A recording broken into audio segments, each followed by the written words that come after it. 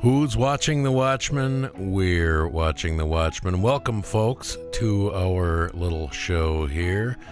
My name is Eric Madsen. I'm here at Flicksation Studios, P City, Wisco, ready to talk episode 2 of HBO's acclaimed series, Watchmen. I am joined, as always, from San Francisco, California, by Christian Estabrook. Christian, how are you? Fuck you, you shiny fuck. You're interrogating me now? Oh, that's so good. So good. Had to be, right? There was really no competition. Yeah, that was in my top of my choices. Looking Glass is the greatest. And he's at least he's working on it. He is working on it. And also, you heard there, Chad Colt. Chad, welcome to the program. Howdy. I'm doing much better than last week. I no longer sound like Rorschach, and I am ready to discuss some Watchmen. I don't know if that's good or bad, Chad. We'll have to. Yeah, well, I definitely, the impersonation definitely won't be there. So, oh well. You win some, you lose some. Yeah. So we are here to talk about HBO's series Watchmen, episode 2 specifically here. We do spoil everything up through the end of episode 2. We established before, none of us here watch the coming soon or whatever they're doing at the end of the episodes there. I always turn it off immediately, so you won't have to worry about any spoilers from that kind of thing coming from us. And we make predictions here, but rarely are correct, so you don't have to really worry about any spoiling there either. You can check us out on the web in a number of spots. You can follow us on Instagram or Twitter. Pod Watchmen is the call letters there. Email the show watchwatchmanpod@gmail.com. Or call or text the voicemail line 608-535-9302.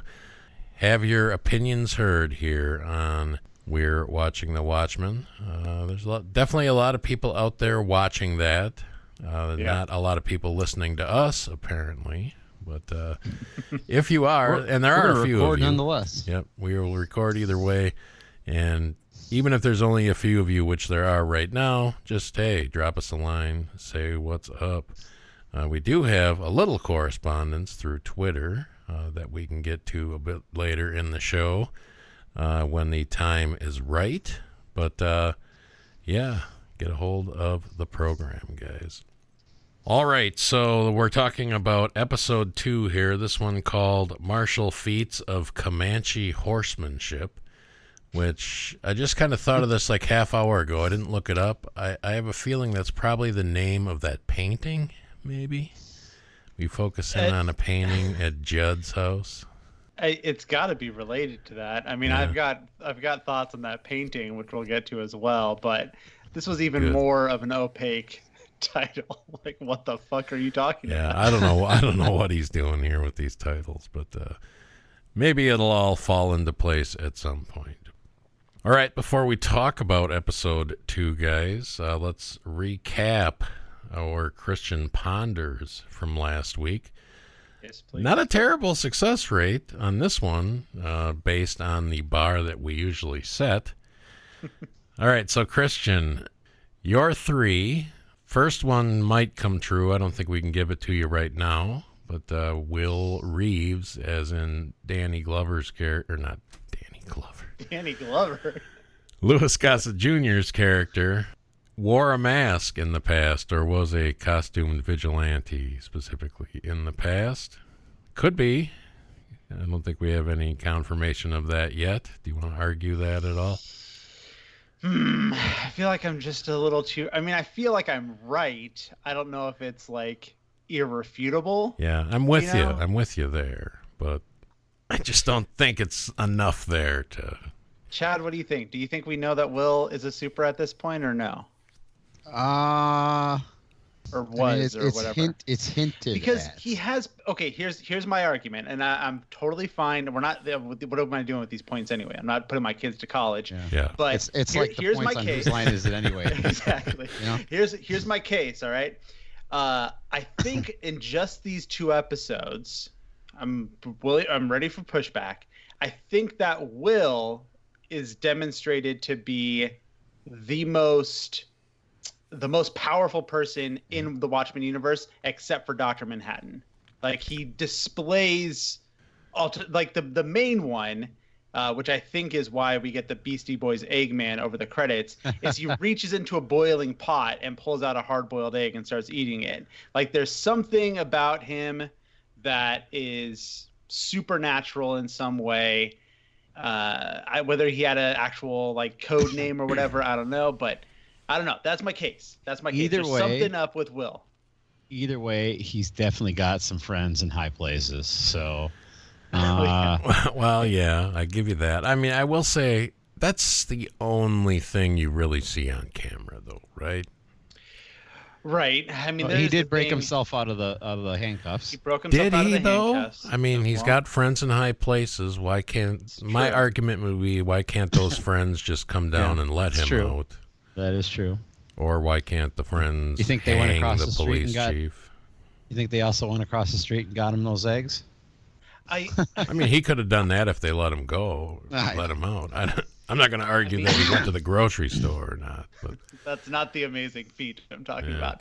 I mean, I do think, I don't know, there's something going on with Will for sure. I guess I'm also operating under the idea that he did kill Judd. We don't know that for sure. Sister Knight isn't convinced and is like, doing her detective work, but I don't know. It doesn't seem to me like a mystery. It seems like that's what it is, and the mystery is like the how and the why. But fair enough. I'm willing to take a close but no cigar on this. Okay. I guess I'm much more up in the air. I feel like why don't they just show us if it's supposed to be that obvious?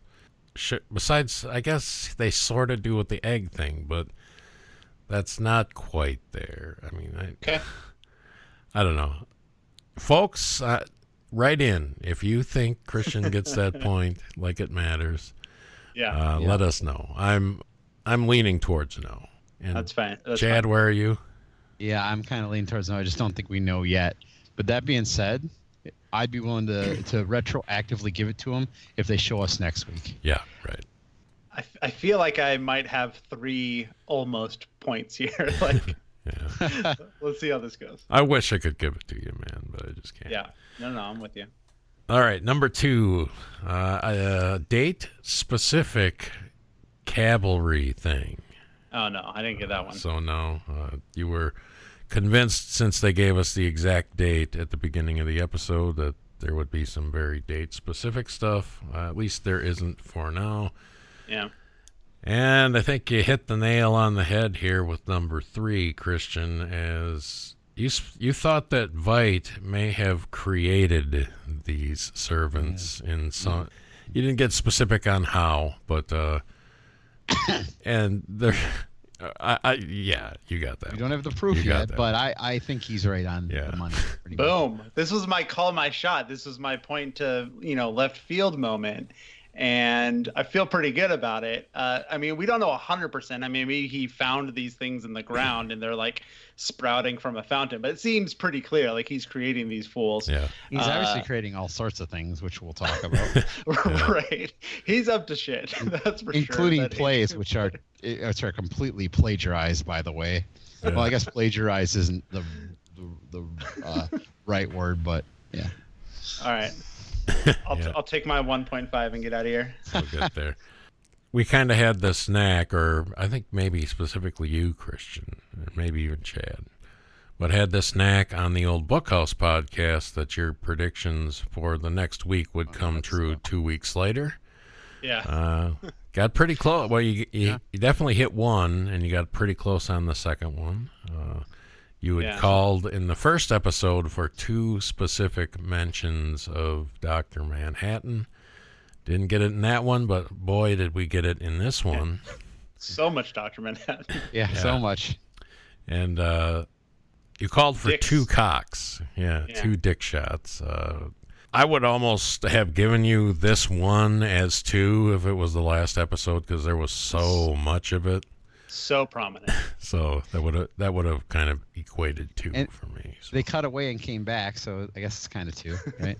They cut away and came back multiple times. Yeah. Yeah, I know. So yeah, that's pretty damn close there. So well, you're onto something, Christian. Not You too are bad. onto something. We'll get to you and Chad here in a sec, but I feel overall we're doing pretty decent with our ponders. Yeah, I feel like I phoned in my ponders this week. I'm just re-looking at them, and I'm just like, I don't know. I like my ponders for the week before better, but I mean, I think I'm kind of right on. All right, what was Chad's? I don't even remember. Well, and I would just add to that. In reality, you could not pick a worse person to ponder on than David Lynch. So yeah, That's true. That's almost completely ridiculous that we did it on all that show. uphill. All right, Chad, you called for no actual sightings of Dr. Manhattan himself. We'll give you that one. Yep. Just another kind of like flashback sort of thing. Not flashback, but yeah. This is another one that ties into our argument earlier. Yeah. I don't think I'm going to give you this one yet, but we'll see what He Christian did say thinks. he did it. Yeah. He did say he did it, so You said we'd find I'll out have to Will wait. Reeves did indeed kill Judd. Yeah. So I'm not there yet. I mean, the guy said he did it. He definitely said he did it. I believe that, but I don't know if that's because of the evidence of the show. Like that's what I think is true. I mean, he also said he was Dr. Manhattan there for a minute, so I'll take retroactive points on this one then later if I need to. So yeah, okay. So we'll hold those 2, Yeah. hit Christian's and yours. yeah. You also did a long-term Yeah. Christian Ponders, Chad, which is Yeah. Robert Redford will appear as himself. Now, I wanted to specify here because this kind of popped into my head today. Again, this is very meaningless anyway, so I don't know why we're even dwelling on it. But do like clips count? If it's clips of the real Robert Redford, but he's not actually acting for the show, does that count for this one? Man, I vote no. well, I would say obviously- no. I think the honorable thing is no, but I just wanted to clear it up. Then we'll go no. Because I'm springing this on you gentlemen right now. You'll get the entirety of the rundown to come up with something. But Yeah. I've come up with a little extra thing to Christian Ponders here that might make it a little more interesting. So All right. a little more long-term It's not like kind of thing. it's not like they can just bring in another actor to play Robert Redford when Robert Redford is still goddamn alive. You know what I'm saying? I guess they could. Oh, but they sure could. They sure could. Yeah, they could do the Disney, whatever. They just make it faces whatever they want to now. Like, what was that guy? Like the Eric, who's the guy in Rogue One? They brought the guy back, Admiral Tarkin or whatever, and he was dead. And they just David brought him. Cushing. Yeah. Or whatever, Yeah. So I Yeah, mean, but, they you can do know- whatever they want. Yeah. I mean, I guess as long as he's gonna get paid for it, he's Well, probably also, like, yeah, whatever. I mean, we don't know.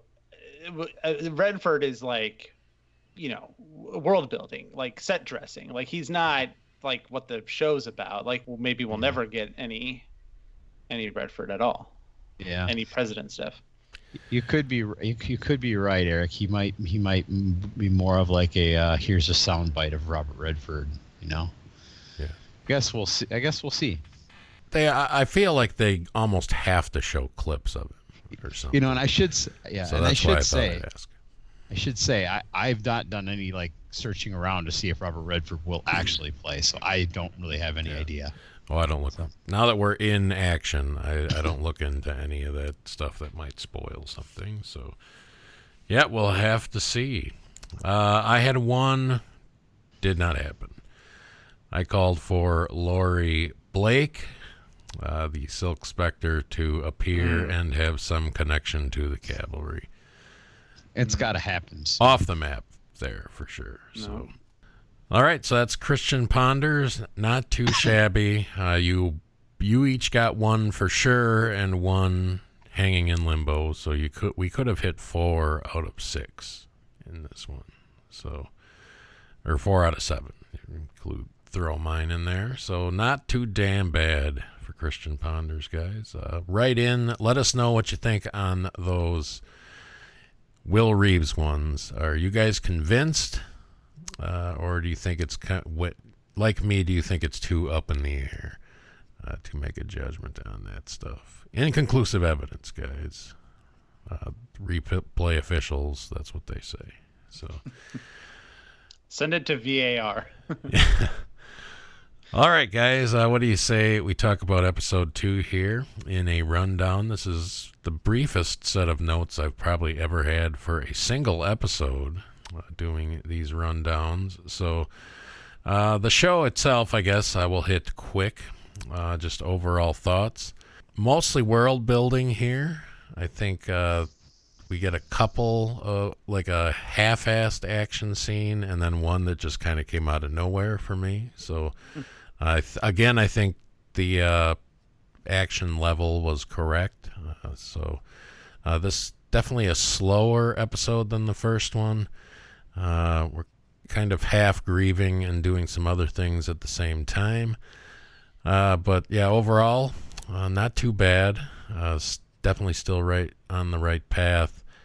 And we will get into the Adrian Veidt section here later on in depth. So I'm not going to say too much about that at this point, but pretty satisfying episode for me. Christian, how about you? Yeah, so I'm way in on Watchmen overall. I'm not sure if this specific episode 2, did a ton to really like win me. Like it didn't win me over because I was already won over.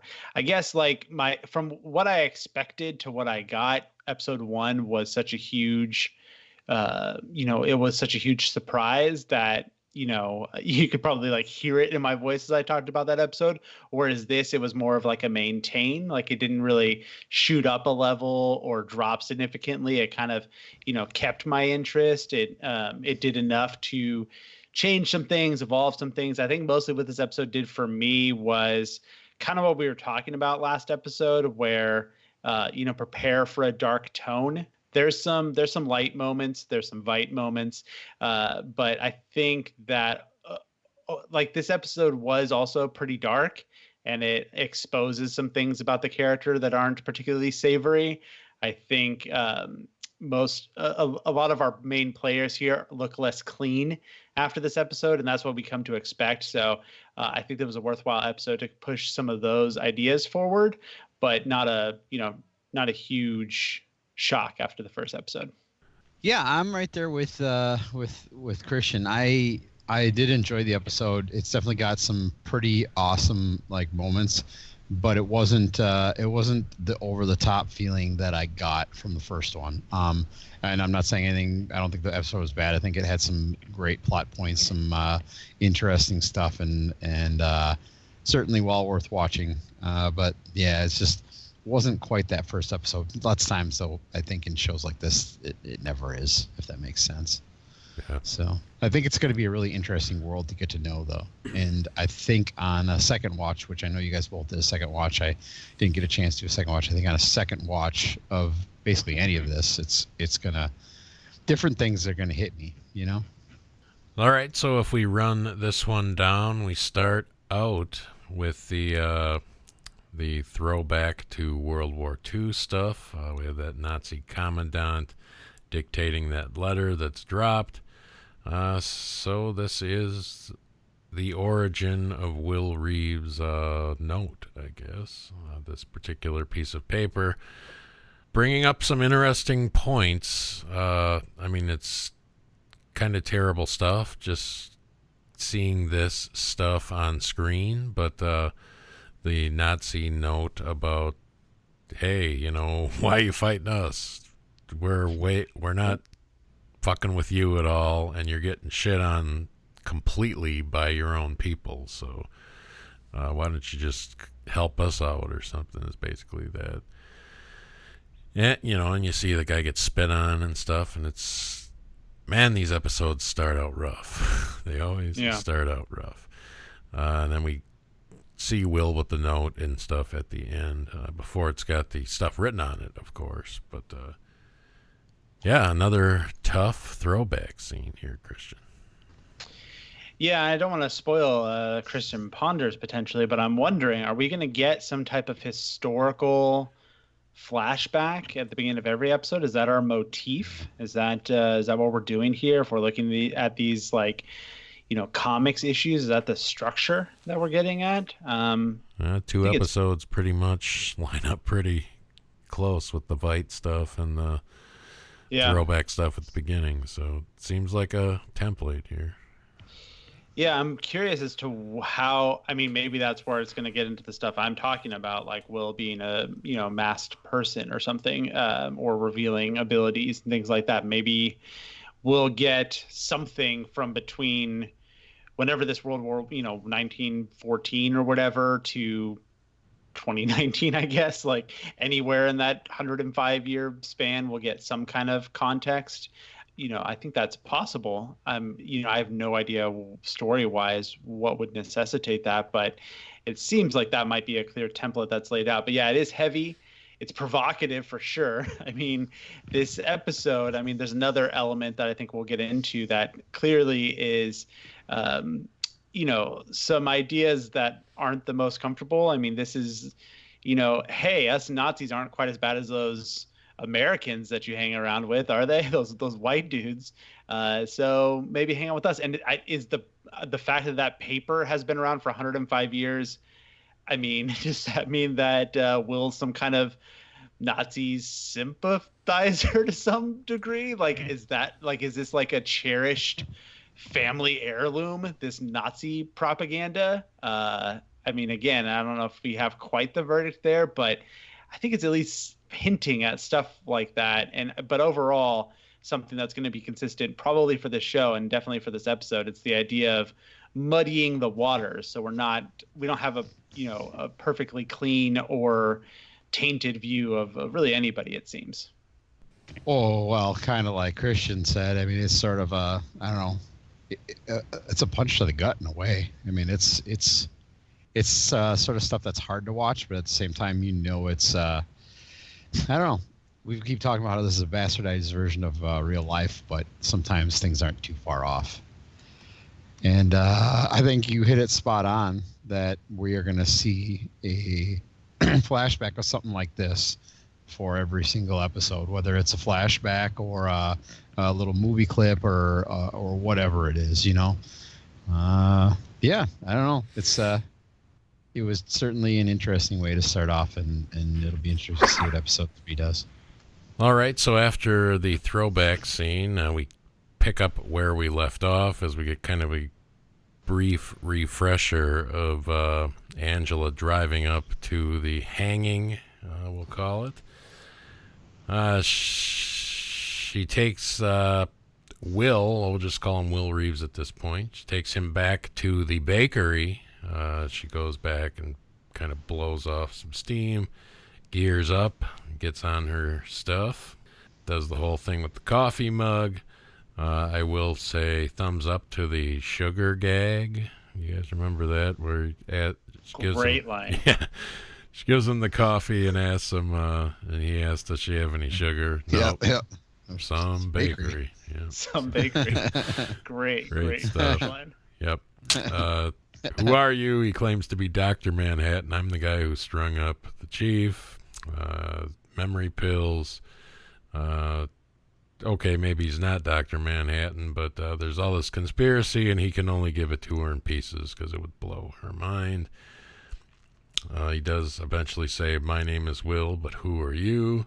The call then comes in. We find out here she hasn't reported anything. She just kind of taken Will back to her place, gets the call that the chief has been found. So she's about to head out there, cuffs Will to the chair, and off she goes. Yeah, it's a good back and forth here for sure. We learn some things, get a little more frustrated at some things here, but kind of a good back and forth, Chad. It's it's an interesting scene because she's supposed to be a police officer, an officer of the law, or yet she's doing everything. It's like she senses something through this whole time, and that's why she takes him there instead of letting the other police officers know. And I don't know, it's kind of interesting. So it's a lot of questioning. What are Will Reeves' motives? He obviously seems like he's the one in control, even though she thinks she's in total control. And he's right. She should have some damn sugar at that place. Yeah, I feel like the reason she has to basically sideswipe this guy, I don't know if it's a gut thing or she just clearly has her own skeletons to protect that we may learn about as the series goes on. I don't know, but yeah, there's definitely something on her mind so quickly after this thing. Yeah, she's got some sort of a premonition about him or something. I don't know.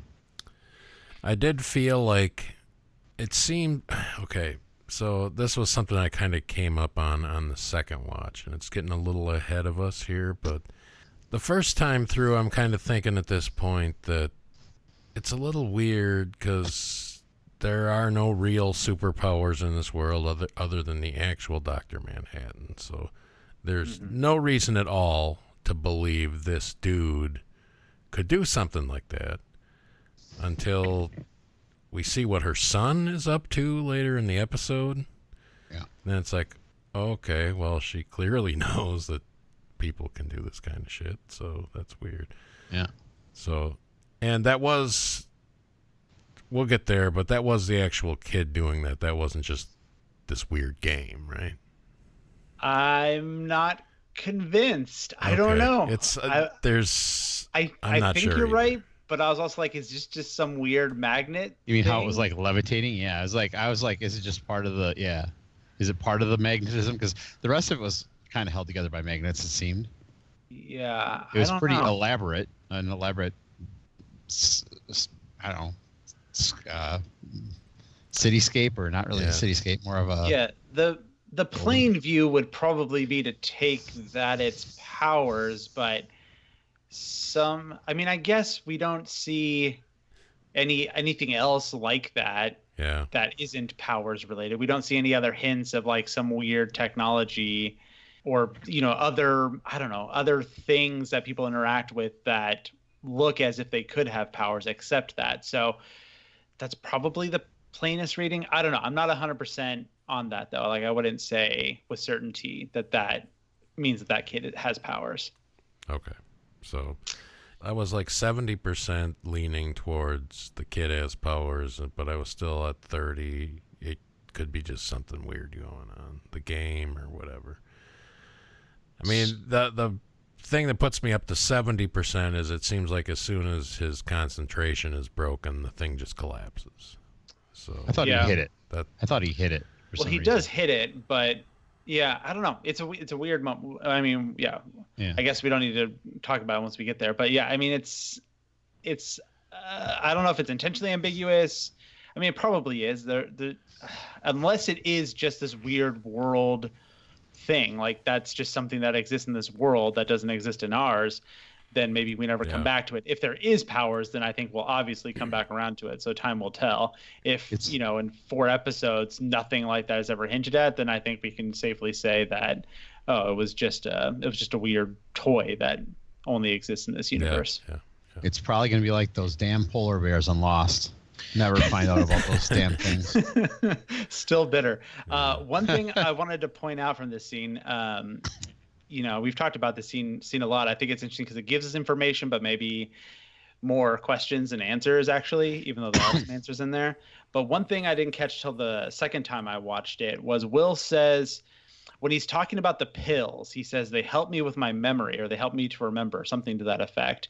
And then he also makes this comment, it's either right before or right after that. He says, it's been a long time since I've been home, which the implication that how I read it was he's saying he has some kind of powers or abilities, but he hasn't, like, there's something about his proximity or to him being at home that imbues him with some of that ability or whatever he's referring to. Mm-hmm. And I am reading Harry Potter every night with my kids, so it's fresh on the mind. But there's this thing that they talk about in the later books where Harry has to go back home to his aunt and uncle's house because it's like this protection spell. Yes. And every summer he like recharges. So he has this like overarching like protection spell, but he has to go home or to that home every summer to recharge until he's Whether an adult. he likes it As or not, as a movie only guy, I could never wrap my head around why the fuck he That's kept a book going thing. back there. Okay. Yeah, that that's a makes book sense thing. now. But that's exactly what I thought of on a rewatch when I heard Will say that. It's like he has to go recharge or reconnect with something to do something. I mean, it's so vague that it's like, what are we even talking about? But like, that's where my mind was going, and that seemed like a really knowing line that will mean something. Well, and maybe it means something based on the last fucking shot. Like he's going home to space. I don't know. Like he's going somewhere. All right, so before we move into the next plot base, or at least main plot based scene, we get a little newsstand interjection here, guys. So we're getting a throwback to the old newsstand here. I liked it. I forget the dude's name, but I've always liked that actor. He was one of the prominent guys in The Wire, so I kind of loved. I hadn't seen him in a long time either, so it was great to see him here. He looks exactly the same as he did in the mid-90s, so that's cool too. But yeah, I get him joking around with his compadre that they clearly don't like Redford, and he's the conspiracy guy, so he's telling us how he's pretty sure Redford is raining baby squids on everybody just to keep them in line. He doesn't like Keene either, guys. We're going to meet Mr. Keene in a little while here, but fuck him. He sucks too. We get, I don't know, Girl Scout or whatever that just drives up, buys a bunch of newspapers, get the little exchange. She reads them. Don't you? Yeah, I do, but I don't believe them. In the car she goes, and off she goes. Yeah, that was fun. Yep, that character's definitely coming back. We're definitely going to get more of this. That's for sure. Yeah. There was too much hinted at there to not return to, and obviously, scenes in in or around the newsstand is again that's Watchmen-esque. So we're going to come back. It's just like a fun thing. There's not a ton here. We do get a shot showing that New Frontiersman is still a thing in 2019. Yeah. And a newspaper headline, I had to wait for the second time to get it, but it says global squid falls baffle scientists. So they're regular enough to expect the squid falls, but there is still apparently some kind of conversation as to exactly what the fuck's going on with that. But yeah, fun scene. I was really pleased to get. I mean, this is some good warm fuzzy feelings as far as knowing the source material. This and the big scene later on. All right, so Angela arrives at the scene of the crime, drives through the reporters and all that jazz, drives up. We get some more fantastic looking glass action here as he hops in the car, starts eating some nuts, goes through the crime basically. Sounds like the chief had a rough one, guys. He was alive and suffered a lot of torture and various things before he didn't anymore. Looking Glass asks, so he was with you last night? And she's kind of taken aback by that. So she tells him, yeah, we were at a party. He may have done some blow. There's this exchange. He kind of makes this comment about her kids not really being her kids. Yeah, she didn't take that too well. She calls him a shiny-faced fuck and a cold motherfucker. And guys, but if I'm so cold, why am I crying under here? Great line. Love it. The Mothman reporters show up. That's pretty great. That's fun. Yeah, love that. Red Scare, that guy goes nuts.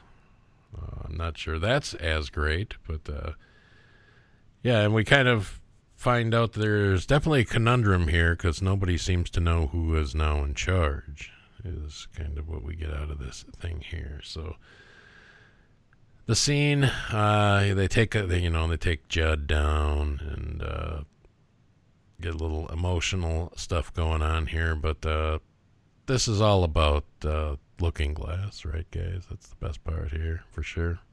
Yeah, still weighing on Looking Glass, but I do want to pump the brakes a little bit because I don't want them to hammer home that Looking Glass is the new Rorschach. I think I was okay with it here, but we get a second shot later of him eating with the mask on but pulled up over his mouth. And I'm just a little bit like I'm still in, but it's like, come on, like we get it. You're doing a Rorschach illusion. We got it. You don't need to keep going back to it. And I feel to a little bit like they're pushing a little bit too hard. Like he's the, no pun intended, the mirror image of Rorschach in some way. Overall, still good stuff though. I think what's interesting though is he clearly makes at least one or two conscious choices to do something.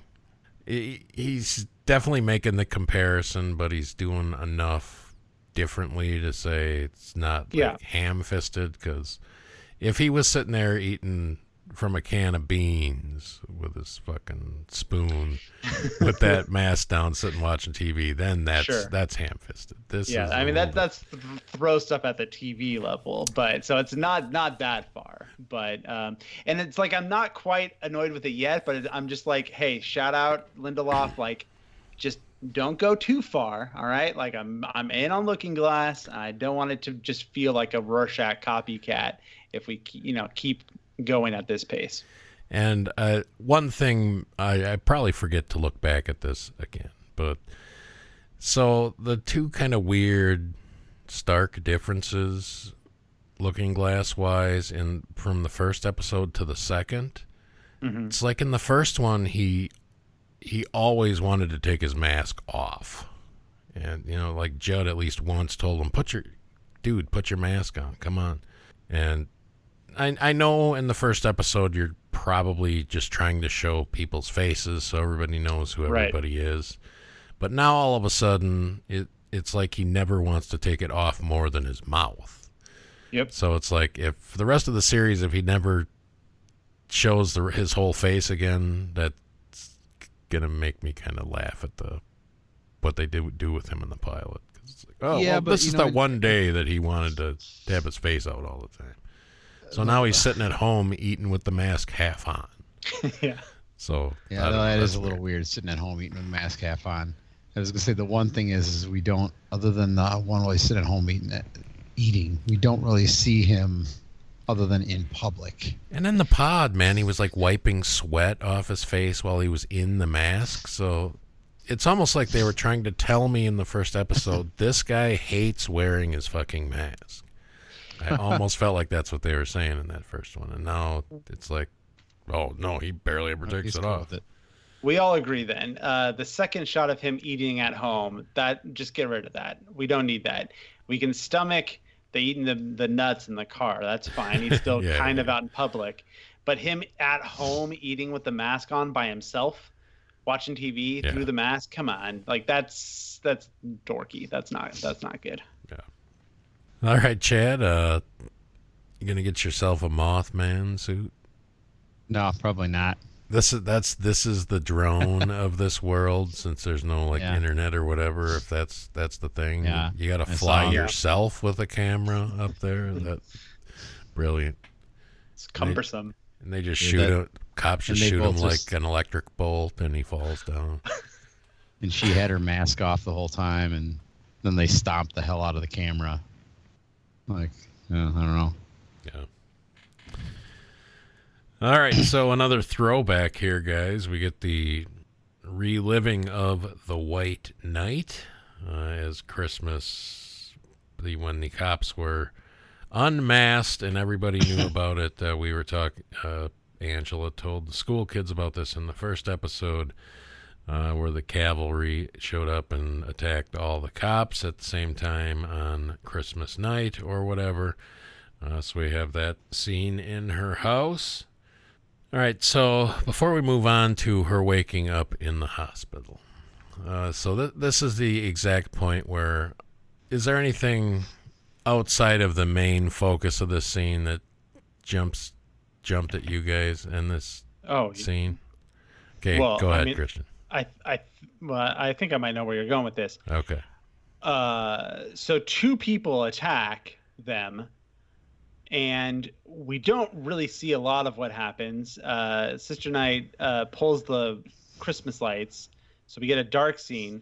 We don't see where her husband goes, and then she takes out one of the Rorschach masks dudes, and then the other one has a gun at her point blank, and then we cut directly from that to the hospital.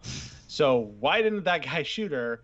And I mean, we don't see her husband go down, do we? Like, where is he at? So in giant capital letters here, I have circled chicken shit husband. So that's my thoughts are going to change evolve a little bit here, because right now at this point, the first time I'm watching this, I was like, what the fuck is with this guy? Once the scene is over, because it's like, in any horror movie, I mean, I don't want to get into a gender debate here. I'm not trying to. Typically, the typical movies have the guy and the gal or whatever, and the guy's fighting off the bad guy or whatever. Say the roles were reversed, you would always count on the woman coming, like, and hitting the guy with a plate or something, at least giving it a good shot, Yeah. This guy is just fucking gone, man. She pushes him to the side. Yeah. She sees the gun, she shoves him like aside, and then she like flips around and throws the fire pick thing at him or whatever and pulls the lights down and stuff. I feel like they should have just had him run away screaming just to like hit the point home, because otherwise you're just like, what the fuck happened to that guy? Yeah, that dude's useless. So I have another theory now, so I'll just say Christian ponders. We'll talk about my new theory on the husband. But okay, good. Yeah, I mean, there seems to be something there, and also like it seems like clues in the editing as well, because if I remember correctly, and I watched it twice, so hopefully I do, like after she's hit, after she's shot, she's like whispering Cal, which is her husband's name, right? Cal. Yeah. And then when she wakes up, she's still whispering Cal, and Cal's not there. So like something's going on. Like he disappears from that attack scene, and she's, saying his name, and then she wakes up still saying his name, and the dude's still not there. Like Judd's like, oh, he's been here for 3 days, but we don't see that. Where the fuck is this guy? Like, I don't know. I don't know what. I'm curious to see what your prediction is, but it feels like a pretty big hint that something's up. Like he doesn't really exist or something. I don't know about that, but something. Yeah. Yeah. So we're in the hospital. Judd's there. He gives the whole breakdown on most of the cops were killed. He was shot in the arm or whatever. She doesn't want to quit. She wants to go after the bastard. So he says, I'm in too. And he apologizes to her for letting her down, which I'm not entirely sure what's going on there either. But, yeah. I mean, is there anyone at this point, even at this point, that doesn't go, okay, Don is into some shit? I mean, you kind of thought that before, just with the Gossett Jr. character and stuff. But now you're like, oh, okay, he's into some shit. Yeah. Yeah. And, old Juddimal's into some bad juju or something. Yeah. Something's going on there. Yeah. And now I'm convinced we'll probably get Don Johnson in every episode. Could be. Yeah, even in flashbacks, yeah. Yeah, something about, this attack and then being able to, like, control the police force, so to speak. Like, if it's not open who they are, if it's only internal, if only the chief knows, like, there's some kind of power or control element there. Yeah, there's definitely something that's going on. Real quick, sorry to derail for just a moment. Going back to that attack scene, which I thought started out as a really cool kind of quick fight scene. I've gotten kind of sick of this, but when they come in and someone kicks the record player or whatever, and then we get that slow down, creepy version of Santa Baby as the music. Yeah. I was digging that. That's overused. It's an overused trope. Stop doing the slow down, creepy version of songs, but I guess sometimes it still works, and this was one of them in my case. So let's go down to Nixonville, guys. The trailer court, happening place. They are set to, or Red Scare is set to lead a police assault on the trailer court that's apparently a hotbed for the cavalry in the Tulsa area. Basically says, we're going to come in there, and if you don't come out on your own, we're hauling all of you out of here. So Sister Knight not really into that, kind of resisting, even though she loves to beat the fuck out of these pricks, apparently, and there is no that cannot be denied, apparently. So she's not in on this beatdown until she is attacked, then she lets the guy have it. But she's not into it until she's into it. Yeah, and it's clear at this point too, because we've not seen Looking Glass in any action either, because he wasn't in the assault in the first episode. He just kind of stands back on this one. Not a fighter, guys, just a thinker apparently. But well, it's Red Scare annoying the shit out of anybody else but me in this one, because that guy's totally, the worst. But I think that's the point. I think he's just an obnoxious character, but yes, he's successful at that.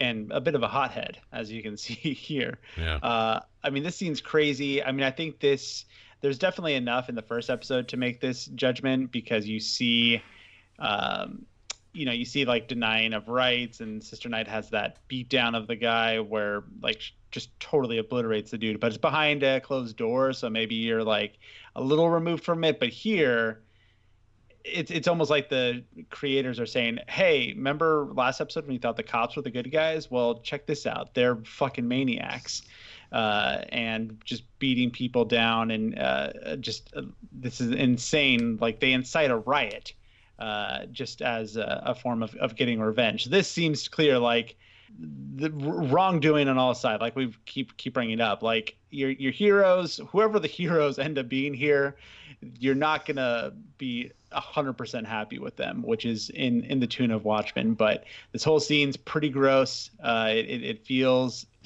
dark, and then Sister Knight giving into that and unleashing another savage beatdown on another guy.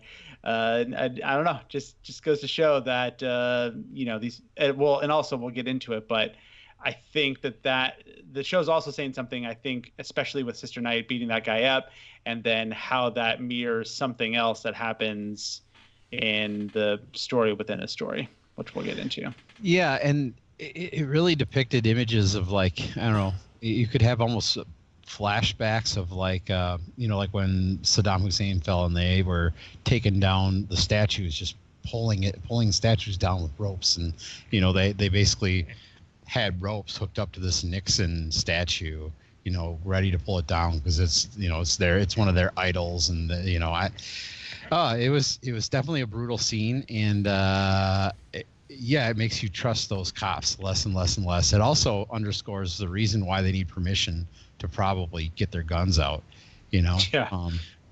Where's though Panda on this one, dude? Yeah. Come on. Wasn't there. Yeah, wasn't keeping these dudes in check. I mean, clearly there was a thing we had we talked a little bit about the last episode, like this reversal of like racial tensions where most of some of the cops that we saw were persons of color, and then the way that violence was directed towards cops rather than by cops, kind of an inversion of what we see in our headlines. But here it's saying like, hey, don't go too far, because if you give anyone power to wield, like it's going to lead to some heinous things. And I think we see that right away from one episode to the next. It's like, it's not a victory that, it's not a clear victory what we see in the first episode as we see how it all devolves here. All right, so from Nixonville, we move to the short scene where she heads to the Community Heritage Center, gets the DNA from Will into the system so she can figure that out. That's kind of some brilliant writing, I think, how they just kind of put this whole thing together. Just pretty fascinating system. Henry Louis Gates Jr., Yeah. Straight from Finding Your Roots, which I watch all the time, by the way. Sure. Not much there, but just an interesting scene. She returns home. I guess we meet the father of her kids, or grandfather. Yeah, it's weird. Figure it out. Who is this dude? Obviously, she's paying him off all the time. Yeah, that's a weird thing too. Like, you pay someone so that they can't have visitation. That's a weird interaction. I'm not sure I have come across that before. But what I got, we didn't talk about this, but in the hospital scene, like, she talks about all the other cops that were shot, and they mentioned the kids. So the implication I got was that those 3 kids, their parents died, and that's why Sister Knight and her husband took them in. But then who the hell is this guy? Some other relative? I don't know. It's just biological grandfather or something. I don't know. Maybe. I don't know. It was a little strange. Yeah. Whatever. He's willing to take a check to take a hike. So, we get another instance where I'm like wondering what's up with this husband, as he's like, are we going to be safe? Just kind of playing this very docile dude. So whatever. We get the scene with that erector game magnet thing, whatever that kid's playing with. My note here specifically, kid has powers, ? She tells him that Uncle Judd is dead. The thing falls to the ground, and she tells him he can watch a little bit of TV. So, yeah, we'll get to the TV in a minute here. Oh, guys. We sure will. But we've already talked about it a bit. Who knows what's going on here? I'm leaning towards powers, but still some plausible deniability in there for me. So, yeah, I don't know. It's just a weird scene because who's this dude?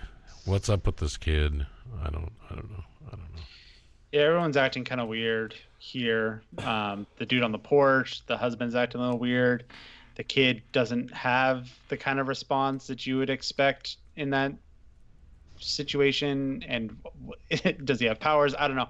It's everything feels a little bit off. And maybe we'll circle back around to this in another episode or something. But everything feels a little strange in this little sequence. Yeah. Chad, what you reading?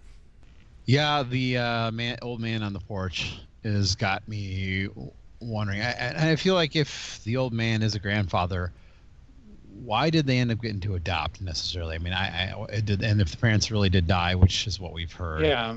I'm just sort of wondering how did it come to that? And in this world that we're watching, I obviously wouldn't find any issues with this in the real world, but in this world that we're watching, you have 2 black parents now that have adopted 2 white children. It's a juxtaposition in this world. So I don't know. It's going to be interesting, and I have a possible idea, but maybe it's more of a ponder. So I'm gonna leave it at that. Yeah, I mean, we can't get hung up on this. This is such like a minute detail that we're all stuck on. But but how do you? Maybe not, but it's like, how do you give? Okay, so say if what we're understanding is true, and I think we all agree here. There's 3 kids, by the way. It's the boy and there's sisters. That's right. Maybe they're twins. I don't know. There's 3 kids. We assume their parents died during the White Night. How does a coworker get custody? Yeah. And then a grandfather gets visitation rights? Like, what? Like, that is a weird situation. That doesn't really grok with my understanding of how any of those things would typically work. Yeah. Yeah, weird world for sure. So hopefully these are things we will figure out. I hope we're the only ones like out of all the Watchmen podcasts, ladies and gentlemen, we might be the only ones talking about adoption rights. So keep tuning in. Yeah. Tune in next week when we have an adoption lawyer. All right, so he's going to watch a little TV, guys. Sure is. And I think now we're going to be getting, hopefully, fingers crossed, that we're going to get a separate little Minuteman story here for every episode going forward, or maybe we're just going to stick to this Who Am I plot? I don't know. We'll see. But, well, first of all, we'd be remiss if we didn't mention the FCC warnings. That's very, very detailed and intricate here in this might world. Be the best part of the episode. Yeah. So I was gonna write it down, but it was just like endless. So I just long. gave up on it. But yeah. TVX is the rating. Right. So it does give us pause to like flip around and see what a couple people are up to. This is where we see Looking Glass watching TV, mask half off, shoving a TV dinner in his face. And we see a group of cavalry dudes that look like they're wiring up some kind of explosive vest or something with their watch batteries. I'm not entirely sure what that's about, but it's definitely some kind of vest with like digital stuff and keys on it and buttons and stuff. So we see those two things as we're gearing up for the American Heroes segment here, our Minutemen thing. We get a little Hooded Justice action, guys. And there is actually a twist, I think, here that the series is doing with his story. So, correct me if I'm wrong, Christian. You've read it more than Chad, so you might know this better than me. But as all we really know about his history is Hollis Mason's book, right? Yeah. And he believes the dead strong man to have been Hooded Justice. So what they're doing here, if that's not indeed Hooded Justice, that's new. And the way they say it, the way he says it, like, I'm not going to tell you who I am until the end or whatever, made it sound like it's almost somebody that's going to mean something to us. It's very strange. I'm wondering, is this all... It feels like it could almost be a goof. Like this isn't very like quote unquote important, but then there's like those types of hints that like, is the development of this going to be something that we are watching unfold and are supposed to like get something out of? Because, well, also, I mean, taking a step further back, this whole sequence of Hooded Justice and the little bit of backstory and then this incredibly violent scene. I didn't think of this right away. It does make sense in retrospect, but I heard this described as a dunk on Zack Snyder, that the way this is shot and how it has the, super self-serious voiceover, all that this is meant to kind of mock that, filmmaking style popularized by Zack Snyder, particularly in the Watchmen adaptation. Did you guys read it that way at first, or did you hear that? I didn't think of it on the fly for sure, but this is that timing here, guys, where the tweet we got today lines up with this exact discussion. So Nigel over on Twitter says, "Hey guys, interested to see what you think on whether the American Hero story scene is a nod or a homage to a not so sly dig at Snyder's fight scenes from the movie." So that's pretty much his exact question. I didn't really think of it that way. I guess I could have after he brought that specific point up, but I don't know. It wasn't super stylized or anything. Well, they do some of that like slow-mo. Yeah. Messing with the timing that Snyder does. So I think that that's totally in play. I mean, the voiceover is very serious. I don't know exactly. I mean, I don't know filmmaking enough to explain. I mean, it also seems like it was shot a little different than anything else in the series. Like it's a different thing overall. Yeah, I mean, you're watching TV, so Sure, yeah. sure. Yeah, I mean, that could be the explanation there. I think that whatever this is meant to make you think, I feel like it's a little bit more broad. I don't think it's solely a Zack Snyder dig, as the questioner put it. I keep thinking of it, just that title, American Hero Story, and I keep thinking of like American Crime Story, and how Forensic Files, or these dumb, shows. Yeah. Right, but like the first American Crime Story, they did that OJ thing, and it was like taking a real life events and then making like a super sensationalized, fucking like John Travolta, like just like this ridiculous show. And I feel like that's at least part of what they're getting at here, what the reference is. So I don't think this is, Zack Snyder's direct in the crosshairs. Like that's what the whole point is. Maybe that's part of it, but I think there's other elements as well. And we'll see if we come back to this and if this develops further. But the other big thing is when we get out of this, like it seems like the show is making some kind of connection between this TV version of Hooded Justice and our version of Sister Night, especially how we transition from this and we get Hooded Justice's monologue over a scene of Sister Night. And so you get this unbelievable over-the-top violence and ridiculousness, and we're meant to connect that to Sister Night in some way. This is what I was hinting at back at the Nixonville thing. Like she smashes that dude's face on the ground basically exactly the same way that Hooded Justice smashes the dude's face on the cash counter. And so I think in a couple of ways they're threading that connection. What does it ultimately mean besides they have a tendency for violence? I'm not sure, but I think we're meant to see that comparison here. But again, this is so weird. It's like this seems like kind of like I thought the FCC thing was funny, like that was like a laugh moment for me. And then if this is a Zack Snyder dunk, that's also kind of funny. But it also seems like they are taking this pretty seriously and this is meant to mean something. So I don't know, I'm very curious to see if we come back to American Hero Story, because it's good stuff, but I haven't fully wrapped my head around what it means. So to answer the question, I guess I'm not sure if it really has anything to do with the Zack Snyder deal. I mean, you got to remember, I was new to the book. I watched the movie long ago and then rewatched it for the beginning of all this, and I guess I've just never looked that much into what it was. But what I can tell you is this is going to tie into something I'm going to do in the Ponders version, the Ponders portion of our episode here. It's although there's one part of this, my Ponder is from something different, but there's one part of this that I hadn't thought of until we started just talking about this now. So it's sort of a ... on the end of it. So I don't want to spoil that quite yet. Yeah. Eric, you have any other handle or thoughts on this whole American Hero Story thing?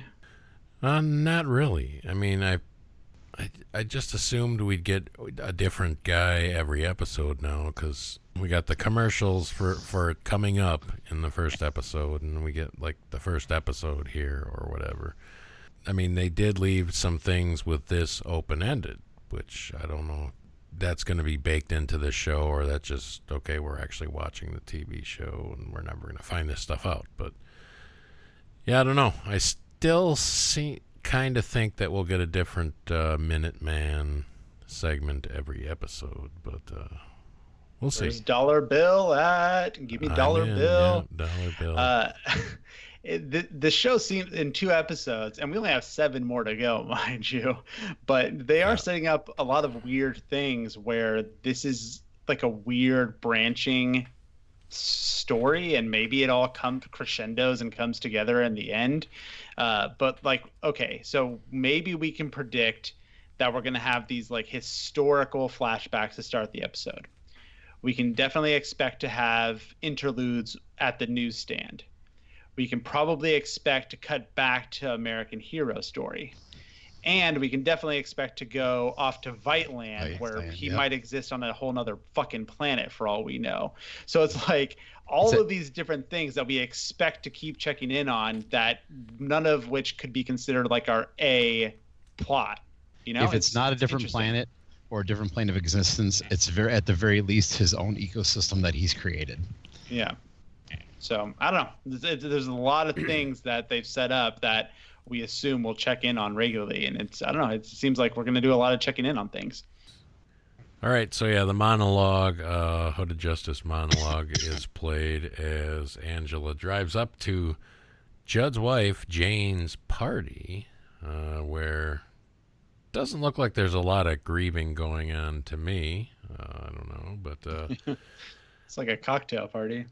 We meet Senator Keene, the guy running for president here. Clearly knows she's a cop. She's still playing it like she's not, whatever. She fakes the faint to get into Judd's room, where she talks to Jane a bit, where, again, Jane doesn't seem too bothered by any of this shit, except she just, you kick their asses, basically, she tells her. She looks around, finds the robe. I got to get me some of those glasses, guys. Those are pretty fucking sweet. What I'm getting mostly here is, everybody's up to something, because Jane don't give a shit. And they gave us scenes of the two of them seeming like they were a great couple, at least a couple of times in the first episode. Yeah. So it's not like they hated each other or whatever like that. So, yeah. And it wasn't just public. There was one scene where they were alone and seemed to be into each other quite a bit. So yeah, cutesy stuff. Weird.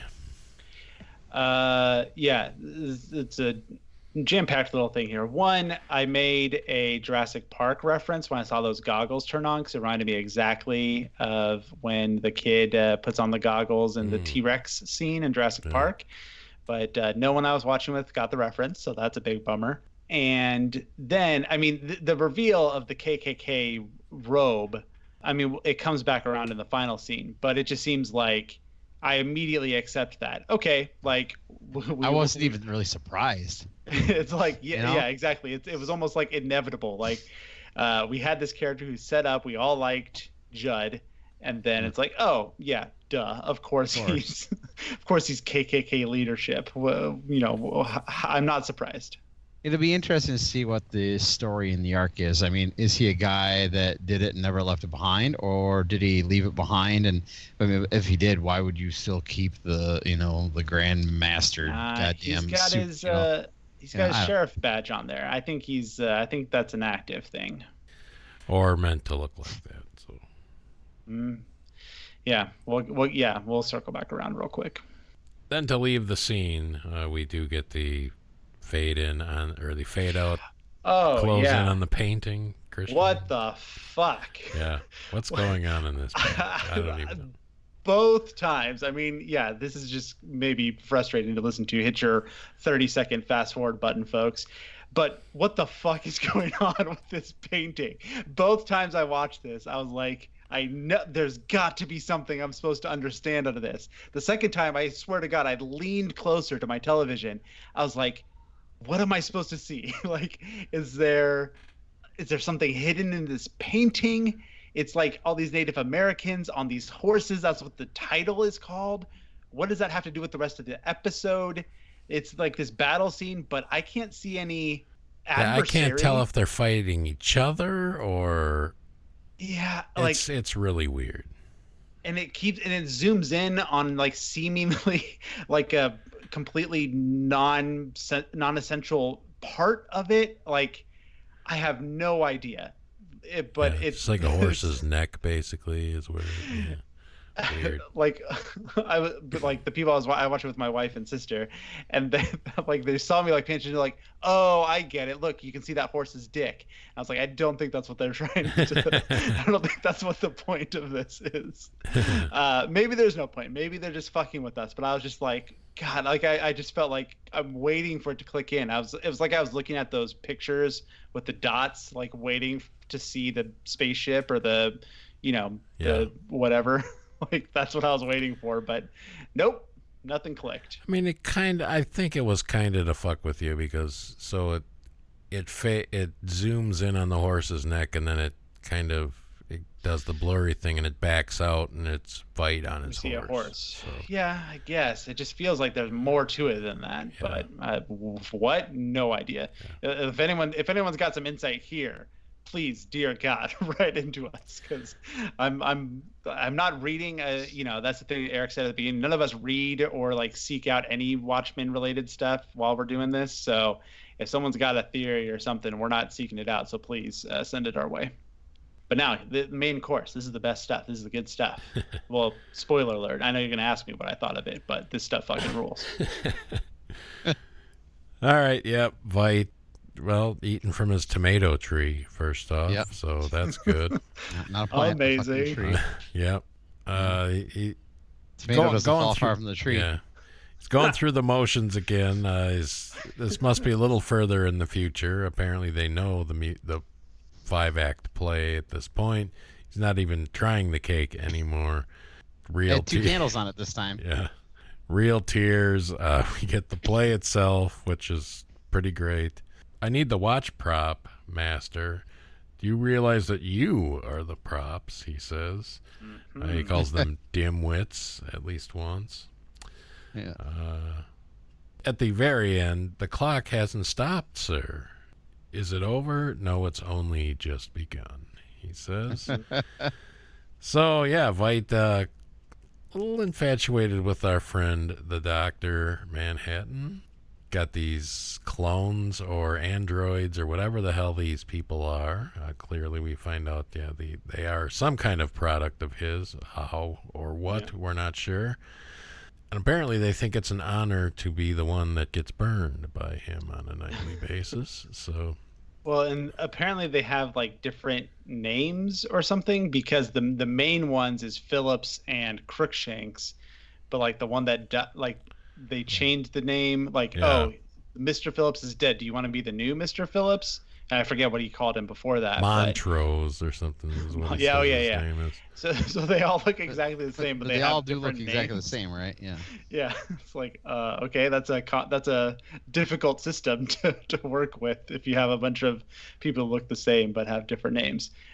Chad, I know you're the freshest to the Watchmen stuff, but did this play like gangbusters for you? How'd you feel about this? That was great, and totally.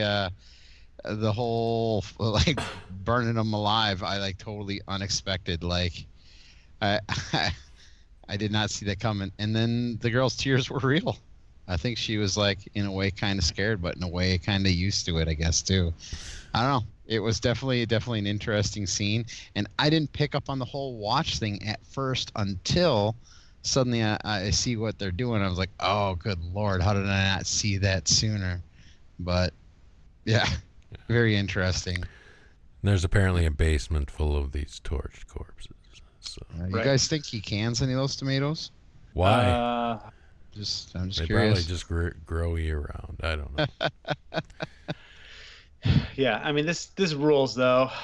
The Veidt stuff is probably what I'm going to be looking forward to the most each episode. As of here, like I can't wait to see how this develops further. I think we get a lot of.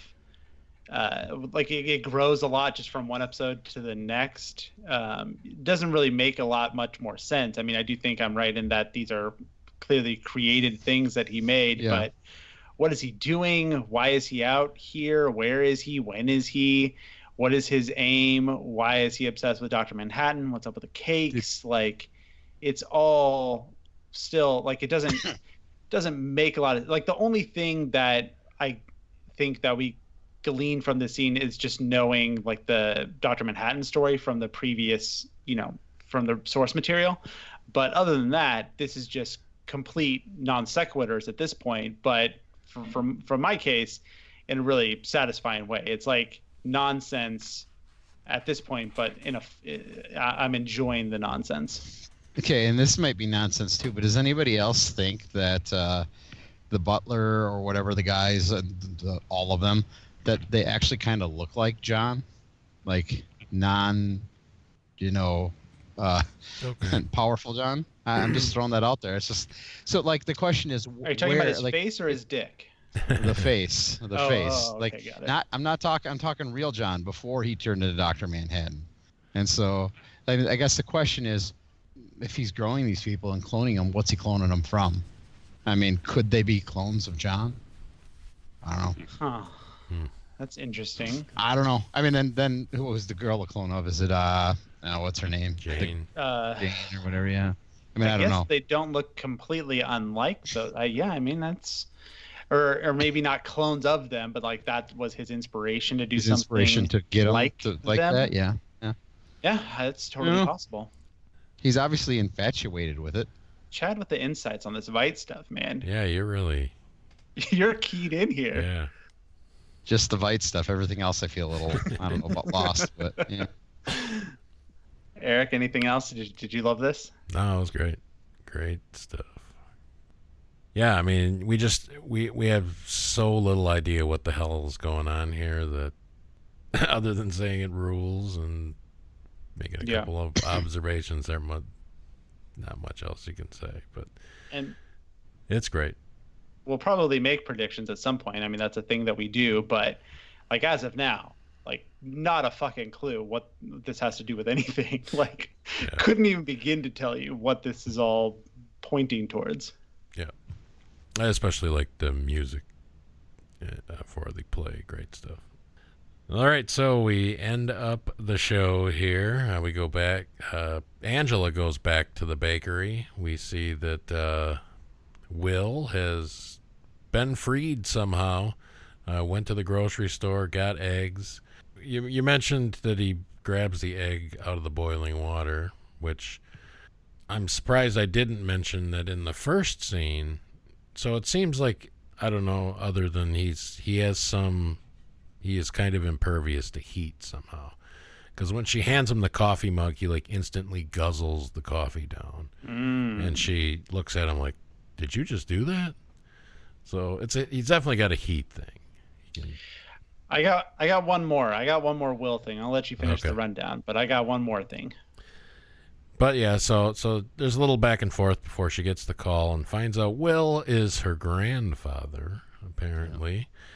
And he pretty much knows it too. He tells her that I wanted to come back and show you where you came from. She arrests him.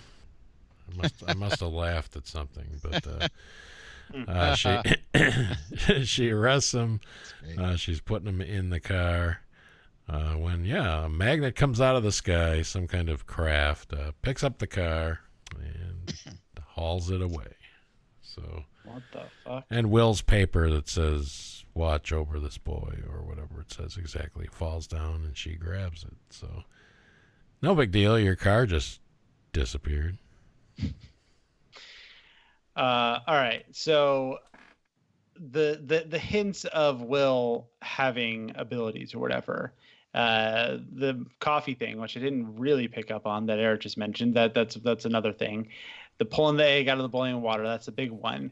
Maybe this is more reading into it, but the way that scene plays out, this final scene, Angela gets the phone call. I can't imagine how a normal person could have deduced what was going on there. When she hangs up the phone, he acts as if he knows exactly what that phone conversation was. True.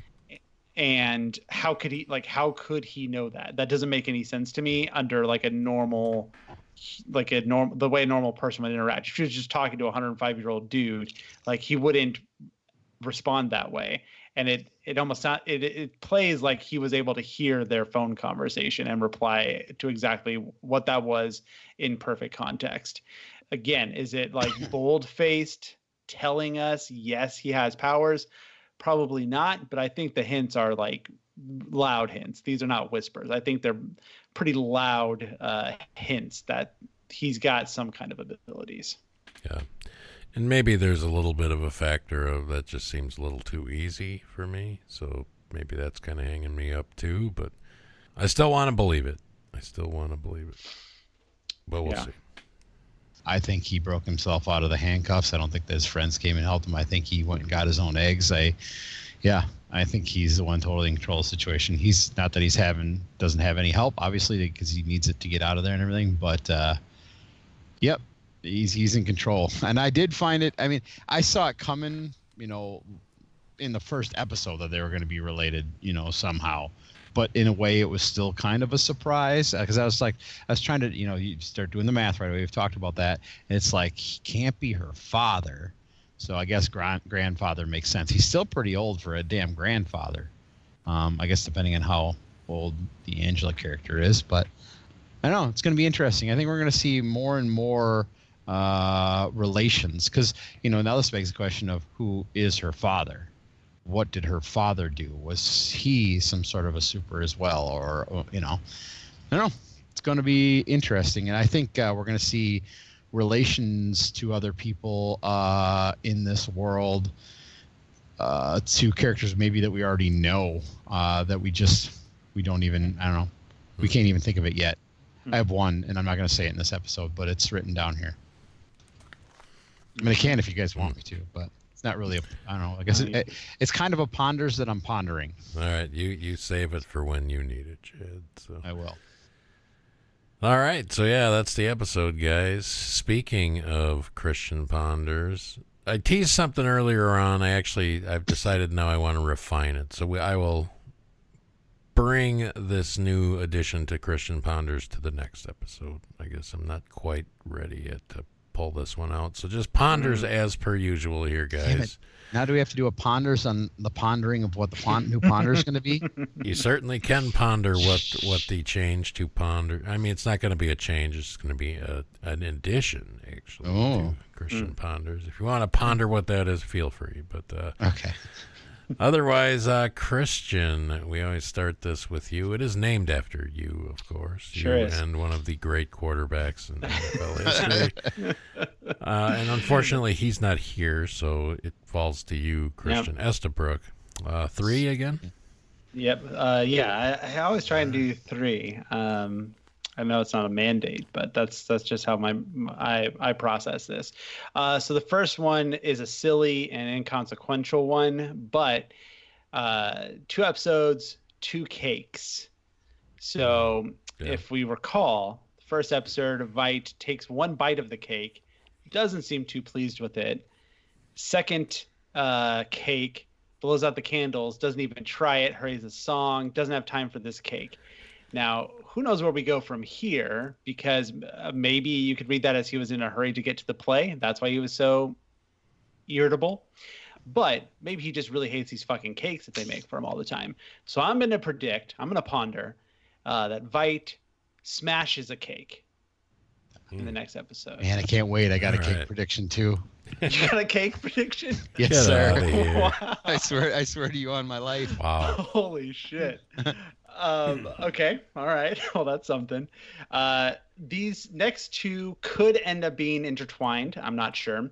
But I think so. I was explaining how I read the American Hero story as kind of a connection or a mirroring of Hooded Justice and Angela, Sister Knight. So I think we're going to get something like that again with at least one different character, like not Sister Knight again. Maybe Looking Glass, maybe not. I don't know. But there's going to be something that we see on American Hero story that we're meant to connect with someone in our main story. That's my prediction. I mean, that's interesting for sure. I would sit here thinking, God, which one of them would line up with Looking Glass? Not that I could ever come up with it, because I never would have guessed Hooded Justice to line up to Correct. Sister Knight. So, who knows? So something along those lines. Yeah. Who's it going to be? What's it going to look like? No idea. But I something think that's like a fantastic prediction. I'm going to blow your guys' mind. What, did you predict the same thing? No, but I have something that's Hooded Justice related too. Okay. All right. Hold on. I got one more. Keep going. The last one, so we've gotten some flashbacks so far. Flashbacks with Judd, multiple flashbacks with Sister Knight, flashbacks with Will. And maybe I'm too early on this because I was expecting more Will stuff in this episode. So maybe episode 3 is going to be more Will, and what I'm thinking is going to actually happen in episode 4. That's kind of our MO around here, but I'm just going to spill the beans anyway. I think we get a Looking Glass related flashback. And for bonus points, maybe that's our start. Maybe our dip to the past isn't a will thing, it's a looking glass thing. Maybe that's the bonus points. My real prediction is a looking glass flashback. But for bonus points, it's our episode opener. Chad, what do you got over there, man? You're raring to go. I'm going to cut one out now because like the one I was going to hold back, now that you've said that, I almost have to say it so it can line up with some of them. I'm going to tell you guys the one I'm going to cut out. Okay. And I just want you guys to know that it's sort of there. You can write it down if you want, whatever. But I think the kid might actually have powers, and that's why they ended up taking them in, if that makes sense. Okay. So, because I was trying to think of like, what's a reason? Well, I mean, there's got to be like, other than the fact that maybe they're just good old caring people. But yeah, it's really kind of weird with this dichotomy of if they were, how did they take them in, being the fact that they were the ones there? It blows your mind. But maybe they do have powers, and that's part of the reason why they took them in, so they could sort of look over them. Why are you throwing that out? I like that. That's good. I won't throw it out. It's in. Then I got 5. Okay. Jesus Christ. Yeah. Okay. So Will Reeves is a superhero, or a super that we already know of, because he had to exist at the time of the book. That's all I had originally. So we started talking, and you say, and you guys are saying, well, it's the sister night, yada yada. I'm like, no. What if Will Reeves is Hood of Justice? Holy shit. Okay. So, and so my original thought was that, and I threw the Hood of Justice on as we were talking about that part. Huh. Okay. My cake one is the next episode's going to have 3 candles on the cake. Okay. And I actually wrote invite Will, and then I stopped because I couldn't think of anything good of what he's going to do. But I'm going to go with your smash the cake. I'll leave that one to you. I'm just going to stick with 3 episodes or 3 candles on the cake. Yeah. And then this one is just an extra one I throw on. Not extra one, but Angela's going to get her car back. Next episode. All right. Then this one is the one that I was going to save, but you started talking about Looking Glass, and we were talking about relationship, and I don't know if we can even find this one out on the next episode, but if you say it's going to start with something with him, and it's a possible flashback with Looking Glass, what if Looking Glass is directly related to Rorschach, possibly a son? Because wasn't he in the comic? I don't know if they kind of alluded to the fact that he was sleeping with the neighbor, and she said, not around my son or something like that. I mean, maybe he wasn't sleeping with her, but I don't know. Is it possible that he could be? It's far-fetched, but that's what these are supposed to be about. But there you go. Yeah. Chad shooting for the moon here.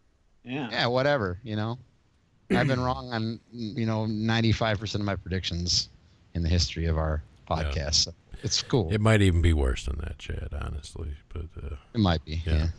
Again, we spent 16 episodes trying to predict what David Lynch was going to do. Yeah, that's true. Stupid. All right.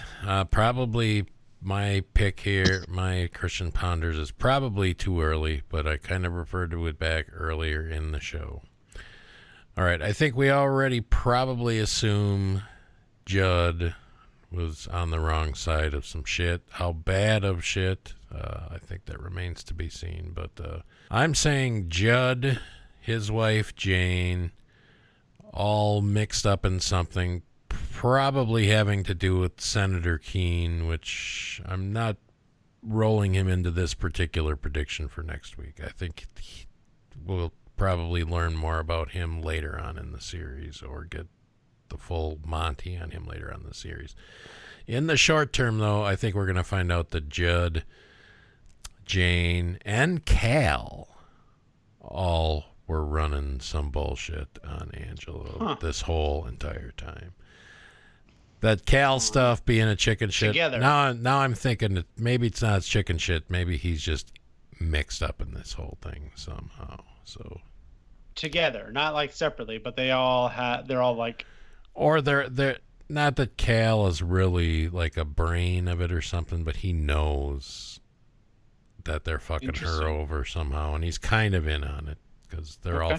It seems like Cal and Jane kind of had a understanding or something at a couple of points in the first 2 episodes. So Might be too early to say that again. Maybe that's a 2 or 3 thing down the road, episode thing down the road. But Cal involved in some shit with Jane and Judd. What? I don't know, but they're all mixed up in something about, something that Angela at least does not know at the very least. So we'll see. We will see. Cool. All right. How about Chad's Twitter challenge, guys? Chad, you were looking into the panda for last week. How did that go? Well, I got to roll back to the pre-episode one because I felt bad because I didn't really hold up my end of the bargain. So I did tweet, Don Johnson. I just told him sorry to hear about Judd. That's really all I said. I didn't really want to get too spoilers for anybody who may not have been, watching anything. But, I just thought it'd be fun to at least, do a little something there. Now, Jacob and Trent, I did find him. I did friend him. I did message him. I believe I copied you both on it. And basically I just said, Jacob Ming Trent 1, the crew at Pod Watchmen all think Panda is great. Would you ever consider joining us on our podcast? Not until the show is over, of course. Either way, we hope to see more of Panda in Ep 2, which we sadly didn't. We didn't. No Panda. We didn't. No Panda. I do want to go ahead and say that Jacob Ming Trent did like my tweet. Here we go. So I'm going to take that as a maybe. All right. This did work once before with the Bookhouse. I mean, I did, we did get somebody on there, and so, whatever. I figured I'd shoot for the sky with Jacob Ming Trent, and he liked it. We'll take it as a maybe. All right. Why not? Nice work, Chad. Well done. Well done. So for this Twitter challenge, I'm not laying down a rule, but I think maybe, a guideline is that once you see a dude's dick, you should follow him on Twitter. So you're going to be finding and following Mr. Phillips, a.k.a. Tom Meissen. That's Simon with the S and M inverted, Meissen or Masson. I don't know.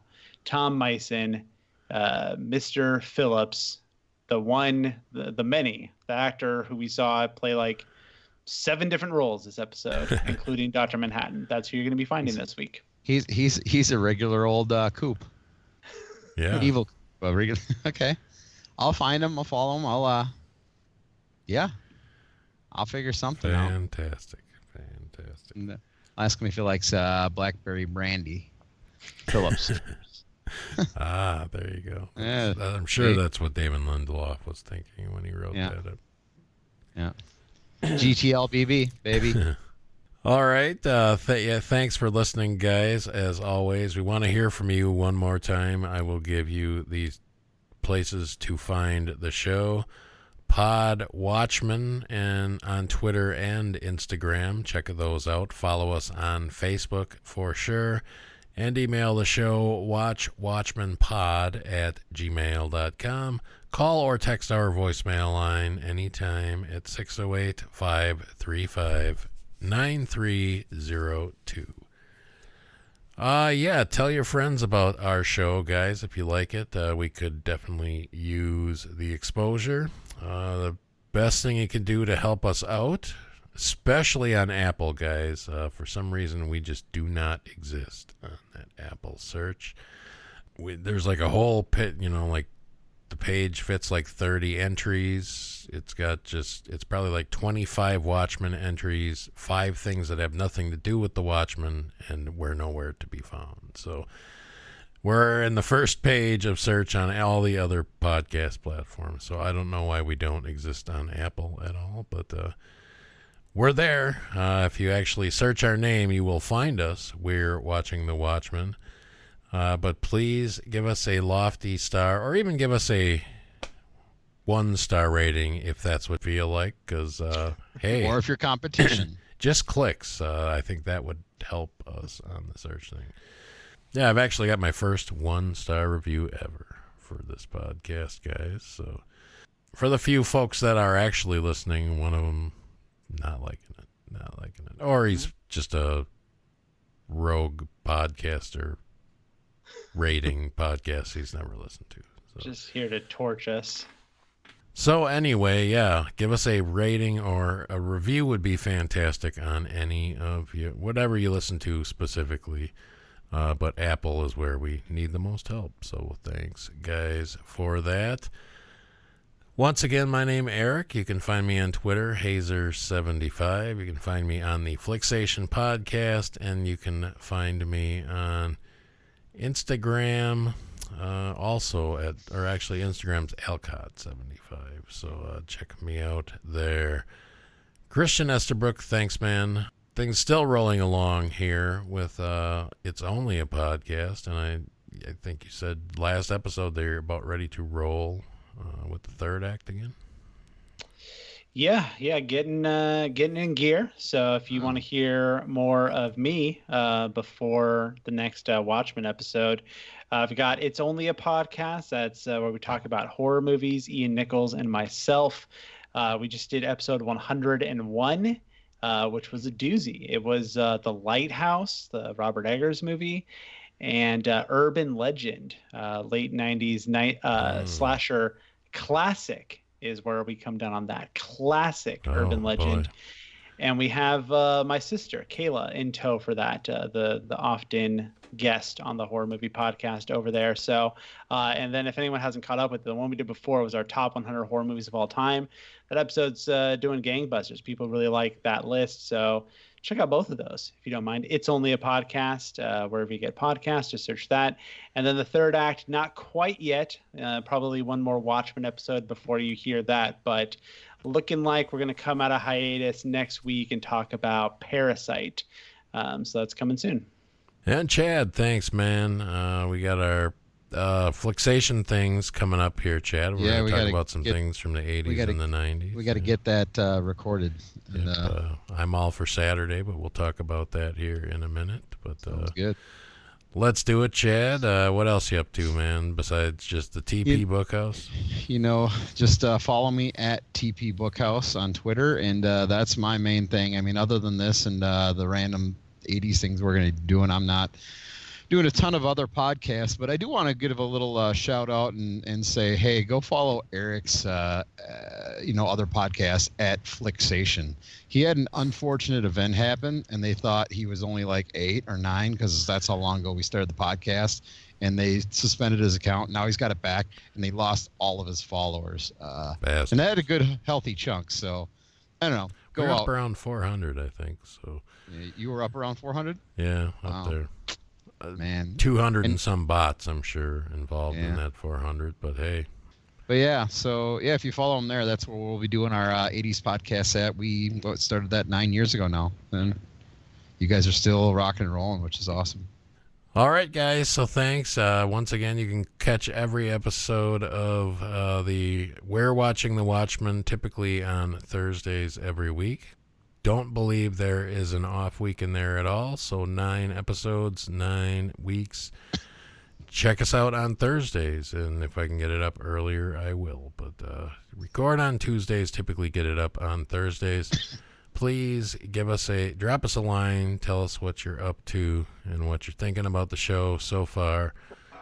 And yeah, rate or review us as I asked before. But anyway, thanks guys. Always a pleasure to have you listening to the show. I will see you in a week for episode 3. Good night.